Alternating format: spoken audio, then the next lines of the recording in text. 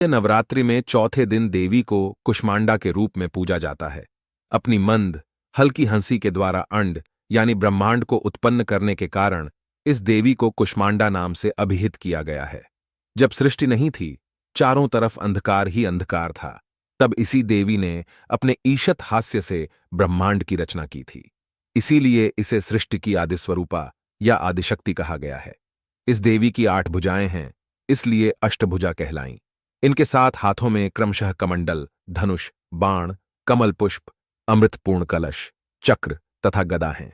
8वें हाथ में सभी सिद्धियों और निधियों को देने वाली जपमाला है। मां दुर्गा के इस कूष्मांडा स्वरूप की पूजा अर्चना निम्न मंत्र से करनी चाहिए।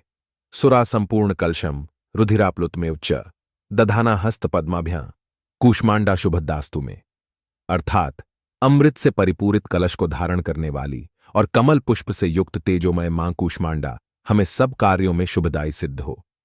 इस देवी का वाहन सिंह है और इन्हें कुम्हड्ढे की बलि प्रिय है। संस्कृति में कुम्हड्ढे को कुष्मांड कहते हैं, इसलिए इस देवी को कुष्मांडा। इस देवी का वास सूर्यमंडल के भीतर लोक में है।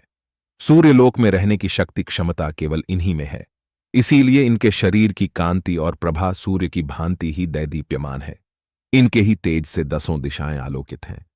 ब्रह्मांड की सभी वस्तुओं और प्राणियों में इन्हीं का तेज व्याप्त है। अचंचल और पवित्र मन से नवरात्रि के चौथे दिन इस देवी की पूजा आराधना करना चाहिए। इससे भक्तों के रोगों और शोकों का नाश होता है तथा उसे आयु, यश, बल और आरोग्य प्राप्त होता है। ये देवी अत्यल्प सेवा और भक्ति से ही प्रसन्न होकर आशीर्वाद देती है। सच्चे मन से पूजा करने वाले को सुगमता से परम पद प्राप्त होता है। विधि विधान से पूजा करने पर भक्त को कम समय में ही कृपा का सूक्ष्म भाव अनुभव होने लगता है।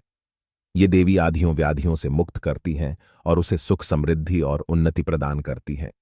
अंततः इस देवी की उपासना में भक्तों को सदैव तत्पर रहना चाहिए।